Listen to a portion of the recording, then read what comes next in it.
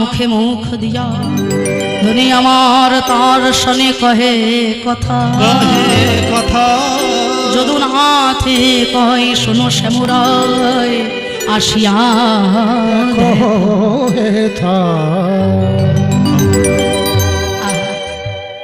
একদিন নয় 2 দিন নয় 100 বছর ধরে কাঁদছেন রাধারানী।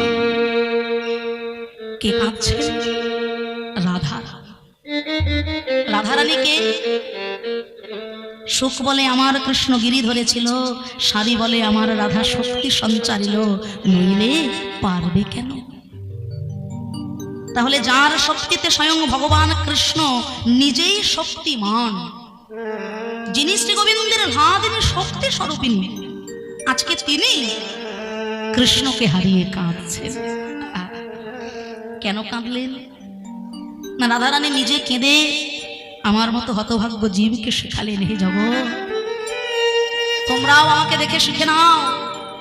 তুমি যতই মানি হও, যতই জ্ঞানী হও, আর যত বড় রাজরানী হও না কেন, যদি কৃষ্ণ পেতে চাও এমনি করে আমার মতো ব্রজের ধুলায় গড়াগড়ি দিয়া গোবিন্দ তোমার গোলাম বলে কাঁদো। যদি কৃষ্ণ বলে না কাঁদো, কোনদিন কৃষ্ণ ধাম তুমি পাবে না। কৃষ্ণ পেয়ে যদি অহংকারের মঞ্চে বসে থাকো, কৃষ্ণ আমার, কৃষ্ণ বেশি দিন আর রইবে না তোমার।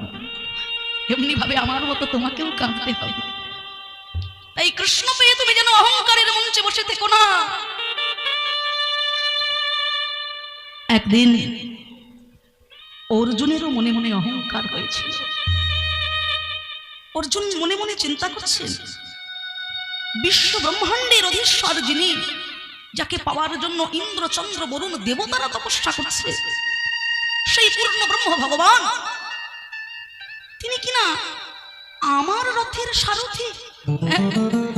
তাহলে নিশ্চয়ই আমার থেকে বড় ভক্ত এই বিশ্ব চরাচরে ভগবান আর কোথাও খুঁজে পান।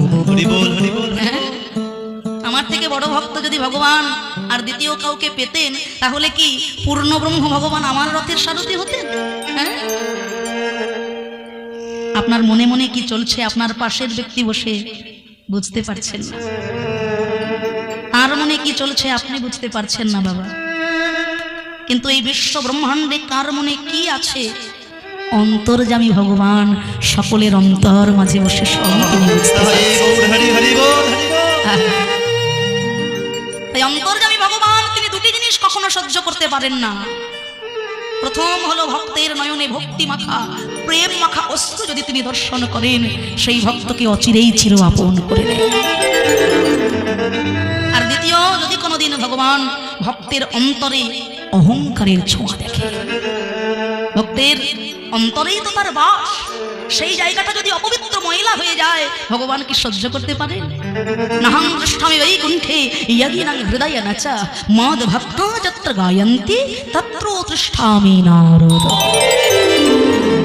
তিনি বৈকুণ্ঠে থাকে না, তিনি যোগীগণের হৃদয়ে থাকেন না। যেখানে ভক্ত ভক্তি ভরে নয়ন জলে ভেসে তার নাম কীর্তন করেন, ভগবান সদাই সেই স্থানে বিরাজ করেন। তাহলে ভক্তের হৃদয়টা হলো ভগবানের বাসস্থান। সেই জায়গাটা যদি অপবিত্র হয়ে যায়, অহংকারে পরিপূর্ণ হয়ে যায়, দর্পহারী মধুসূদন হয়ে ভক্তের দর্প তিনি নিজেই চূর্ণ করে দেন। তাই ভগবানের বুঝতে দেরি হলো না, অর্জুন আমি তোমাকে এত ভালোবাসি, তুমি আমার সখা, আর তোমার মনে কিনা আমাকে নিয়ে এত অহংকার। ছলনাময় হরি বুঝতে দিলেন না, ছলনার আশ্রয় করলেন। অর্জুন চলো আজকে আমরা মর্তধামে আমার এক ভক্তের বাড়িতে যাব। এমন ভক্ত তুমি হয়তো আগে কখনো দেখোনি। চলো, আমি হব একজন বৃদ্ধ ব্রাহ্মণ, আর তুমি হবে আমার 8ম বর্ষীয় বালক। ছদ্মবেশ। কৃষ্ণ অর্জুন রূপে গেলে তো ভক্তকে চেনা যাবে না, হ্যাঁ? তাই আমি হব বৃদ্ধ ব্রাহ্মণ, আর তুমি হবে আমার 8 বছরের শিশুপুত্র। তা এমনি করে তারা দুইজন ছলনার আশ্রয় করে ছদ্মবেশে চলেছেন মর্তধামে একজন মহাভক্তের প্রাসাদে, অর্থাৎ তিনি হলেন রাজা ময়ূরধ্বজ।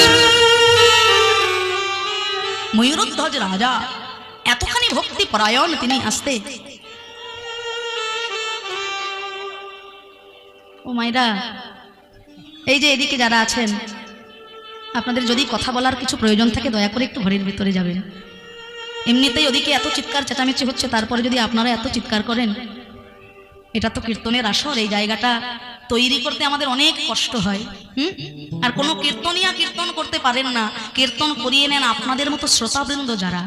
তা আপনার আর কথা যদি কোনো ভক্তির কানে আসে, তার যদি লীলায় রসাভাস হয়ে যায়, তাহলে পুণ্য অর্জন করতে এসে অজান্তেই কিন্তু পাপের বোঝা মাথায় নিয়ে চলে যেতে হয়। তাই এই যে ভক্তগণ সম্মুখে বৈষ্ণবগণ বসেছেন, হরি কথা শুনছেন, আপনাদের কোনো আন কথা যেন তাদের কানে না আসে। দয়া করে একটু ধীরে কথা বলবেন, যদি প্রয়োজন হয় কথা বলতে একটু ধীরে বলবেন, আর বিশেষ কিছু প্রয়োজন থাকলে একটু দয়া করে ঘরের ভেতরে গিয়ে যা বলার বলবেন। তাই ভক্তবৎসল পূর্ণব্রহ্ম ভগবান অর্জুনকে সঙ্গে নিয়ে ছদ্মবেশে পিতাপুত্রের রূপ ধারণ করে এসেছেন মহারাজ ময়ূরধ্বজের প্রাসাদে। এবার ছলনাময় হরি ছলনা করতে ভালোবাসেন, ছলনা করে ময়ূরধ্বজ রাজার কাছে এসেছেন। রাজা কেমন না, স্বয়ং বিষ্ণু নারায়ণকে তুলসী অর্পণ না করে তিনি কখনো জলগ্রহণ পর্যন্ত করেন না, এত বড় মহাভক্ত তিনি। এই না এসেছেন ভগবান ছলনা করে বৃদ্ধ ব্রাহ্মণ বেশে ওই ময়ূরধ্বজ রাজার বাড়িতে এসে বলছেন, মহারাজ মহারাজ মহারাজ, আজ আমি বড় বিপদে পড়েছি মহারাজ, আপনি আমাকে রক্ষা করুন, আপনি দয়া করে আমাকে রক্ষা করুন মহারাজ, দয়া করে আমাকে রক্ষা করুন। মহারাজ চমকে উঠলেন, শিখি আমার রাজত্বে ব্রাহ্মণ বিপদে পড়েছে, ব্রাহ্মণের চোখে জল। শাস্ত্রে বলে অতিথি দেব ভব, অতিথি সেবা আমাদের সনাতন শাস্ত্রে একটি বিশেষ ভূমিকা রাখে, তাই তো? অতিথি সেবা আমাদের সনাতন শাস্ত্রে বড় মূল্যবান। আমার রাজ্যে ব্রাহ্মণ বিপদে পড়ে কাঁদছে, হে ব্রাহ্মণ বলুন আমি কি সেবা করতে পারি? মহারাজ আমি জানি আপনি আমার কোনো উপকারে আসতে পারবেন না, আমি মহা বিপদে পড়ে গেছি। আচ্ছা আচ্ছা বলুন না ব্রাহ্মণ, আমি কি সেবা করতে পারি, একটু দয়া করে বলুন তো। শোনো মহারাজ, গভীর জঙ্গলের পথ দিয়ে আমি যখন গৃহ অভিমুখে যাত্রা করলাম, গভীর জঙ্গলের মধ্যে হঠাৎ একটি ব্যাঘ্র, একটি বাঘ আমার সামনে দাঁড়ালো। দৈবক্রমে সেই বাঘ আবার কথা বলতে পারে। ওই বাঘ আমাকে ডেকে বলল, হে ব্রাহ্মণ, তোমার এই ছোট্ট শিশু পুত্র এর কচি কচি মাংস খেতে আমার বড় ইচ্ছা হচ্ছে ব্রাহ্মণ। বহুদিন আমি অভুক্ত অনাহারে রয়েছি, তাই তোমার ওই বালককে আমার হাতে তুলে দাও, তোমার ওই বালকের কচি কচি মাংস ভক্ষণ করে আজ আমি পরিতৃপ্ত হব। আমি ভয়ে ভীত হয়ে গেলাম, ওই ব্যাঘ্রের কাছে বড় জোর করে বললাম, ওরে বাঘ, আমার 80 বছর বয়স, জীবনের যতগুলো দিন পার করার তা তো হলোই, আর কদিন বা পরমায়ু আছে আমার। ওরে যদি খেতে হয় তুই আমাকে খেয়ে নে, আমার এই 8ম বর্ষীয় শিশু পিতার সামনে পুত্র বিয়োগ হয়ে যাবে, এ তো কোনো পিতা সইতে পারে না, তুই আমাকে মেরে ফেল, আমার ছেলেটাকে ছেড়ে দে বাবা। ব্যাঘ্র তখন বললেন, হে ব্রাহ্মণ, তুমি বৃদ্ধ হয়েছ, এই বুড়ো বয়সে তোমার শরীরে আর কতটুকুই বা মাংস পাবো, কিন্তু এই 8ম বর্ষীয় শিশু বালকের কচি কচি মাংসের আশায় যে আমি এসেছি। আমি হাত জোড় করে বললাম, ওরে বাবা, আমার ছেলেকে বাঁচানোর কি আর কোনো উপায়, কোনো পথ নাই? ব্যাঘ্র বললেন, শোনো তাহলে ব্রাহ্মণ, আমাদের এই রাজ্যের রাজা যিনি মহাভক্ত ভক্তি পরায়ণ অতিথি পরায়ণ, তিনি হলেন ময়ূরধ্বজ রাজা। সেই ময়ূরধ্বজ রাজার মাংস কেটে যদি তুমি আমাকে ভক্ষণ করতে দিতে পারো, তবে আমি পরিতৃপ্ত হয়ে তোমার পুত্রকে ছেড়ে দেব।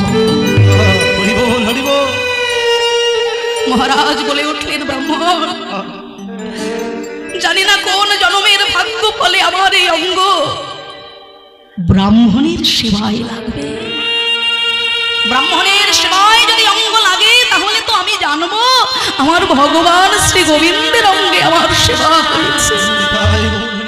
শাস্ত্রে ভগবান বলেছে, ভগবানের প্রণাম মন্ত্রেই তো বলে নমো ব্রহ্মণ্য দেবায় গো ব্রাহ্মণ হিতায় চ জগদ্ধীতায় কৃষ্ণায় গোবিন্দায় নমো নমঃ। ভগবান দুইজনকে বড় ভালোবাসেন এই জগৎ সংসারে, একজন হলেন গো মাতা আর একজন হলেন ব্রাহ্মণ জাতি। তবে ব্রাহ্মণ কেমন হবে বাবা? শুধু গলায় পইতে থাকলেই তো ব্রাহ্মণ হবে না বাবা। সম দম তপো শৌচ খান্তি আর্জবমেব চ জ্ঞানম বিজ্ঞানম আস্তিক্যম ব্রহ্মধর্ম স্বভাব চ।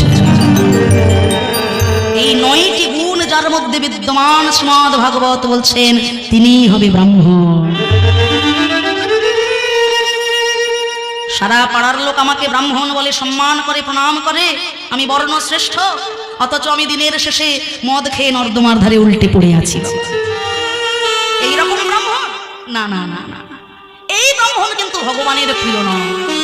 তাহলে কোন ব্রাহ্মণ প্রিয়?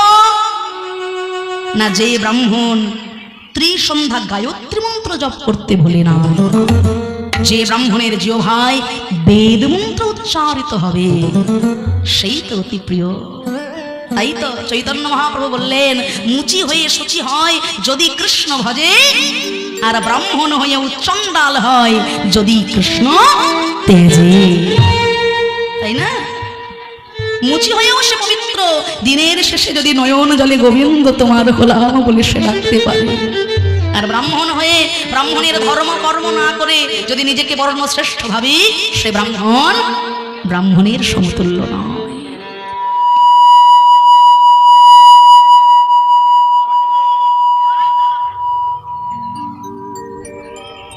জয় রাধে।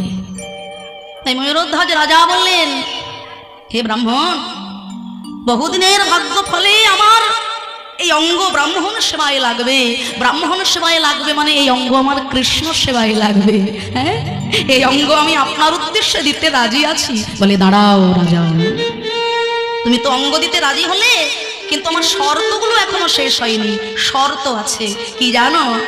যখন তোমার অঙ্গ কর্তন করা হবে, একদিকে করাত ধরবে তোমার স্ত্রী, অন্যদিকে করাত ধরবে তোমার পুত্র। একদিকে তোমার ছেলে করাত ধরবে, আর একদিকে তোমার অর্ধাঙ্গিনী করাত ধরবে। আর তোমার অঙ্গ কর্তন করতে করতে নয়ন হতে যেন বিন্দু মাত্র অশ্রু বিগলিত না। আর শোনো, সম্পূর্ণ অঙ্গ নয়, তোমার বাম অঙ্গই একমাত্র ওই ব্যাঘ্র সেবায় লাগবে। বেশ, আপনি যা যা শর্ত দিয়েছেন আমি সব মেনে নেব ব্রাহ্মণ।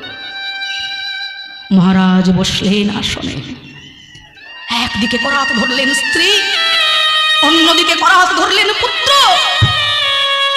করাত দিয়ে মস্তক দেশ হতে অঙ্গচ্ছেদন শুরু হয়ে গেল।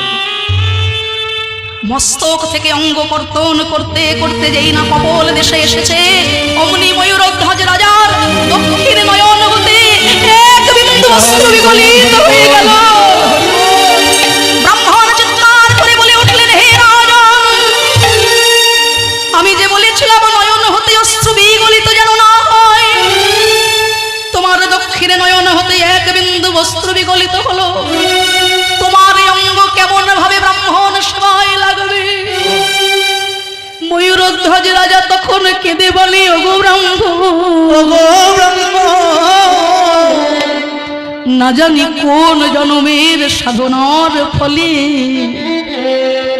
আমার বাম অঙ্গ ব্রাহ্মণ সেবায় লাগবে, কিন্তু অর্ধ অঙ্গ দিয়ে কখনো গোবিন্দ সেবা হয় না। গোবিন্দ সেবা হয় না। আমার দক্ষিণ অঙ্গ যে কৃমি কেটে কুড়ে কুড়ে খাবে, আমার দক্ষিণ অঙ্গ শিয়াল কুকুরে ছিঁড়ে খাবে, দক্ষিণ অঙ্গ তো আমার কৃষ্ণ সেবায় লাগলো না। ওগো ব্রাহ্মণ,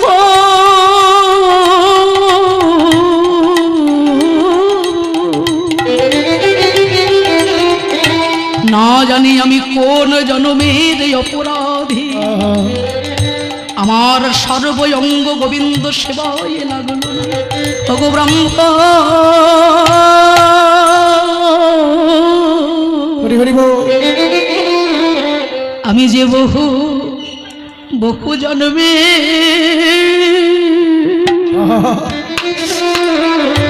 জন্মের অপরাধী,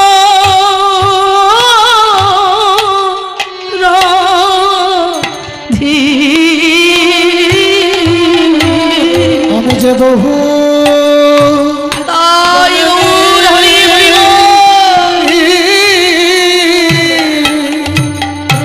অপরাধী,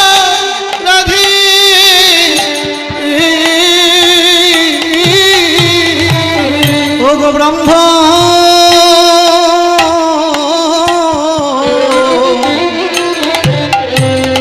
আমি বহু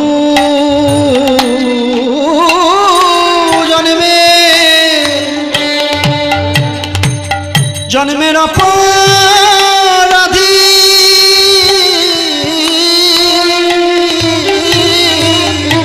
আমি যে কৃষ্ণ হরি হরি বল, হরি হরি বল। সেবায় বঞ্চিত হলো,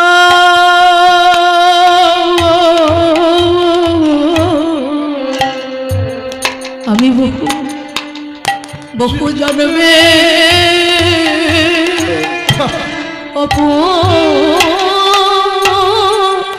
অপরাধী, আমি কৃষ্ণ সেবা বঞ্চিত হলাম, আমি কৃষ্ণ বঞ্চিত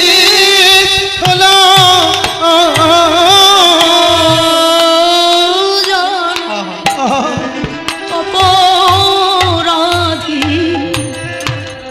তাই তো কৃষ্ণ সেবায় লাগলো না। আমি বহু জন্মে অপরাধী, অঙ্গ কৃষ্ণ সেবায় লাগলো না। আমি বহু জন্মে অপরাধী,